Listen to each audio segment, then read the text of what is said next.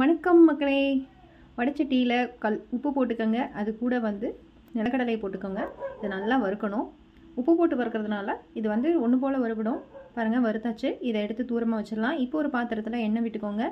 கடுகு, உளுத்தம்பருப்பு, கருவேப்பிலை சேர்த்துக்கோங்க. இது நல்லா பொரிஞ்சு வந்ததுக்கப்புறம் சின்ன வெங்காயம் ஒரு கைப்பிடி அளவுக்கு அரிஞ்சு போட்டிருக்கோம்.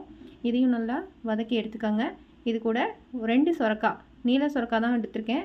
அதுக்கு தேவையான அளவு உப்பு, அப்புறம் கறி மசால் பொடி.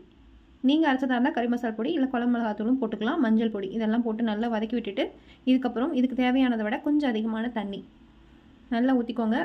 வேகட்டும். அதுக்கப்புறம் நம்ம நிலக்கடலையை சுத்தம் பண்ணி எடுத்து மிக்ஸி ஜாரில் போட்டு கொரகொரப்பாக அரைச்சி எடுத்துக்கிறோம். பாருங்கள், இப்போ நல்லா காய் வெந்துருச்சு. தண்ணியாகவும் இருக்குது. இப்போ உப்பு காரமும் கொஞ்சம் தூக்கலாக தான் இருக்கும். இதில் நம்ம அரைச்சி வச்சுருக்கிற பொடியை சேர்த்திட்டோம்னா அவ்வளோதாங்க, நம்மளுக்கு சூப்பரான சொரக்காய் நிலக்கடலை பருப்பு கூட்டு ரெடி ஆயிரும்.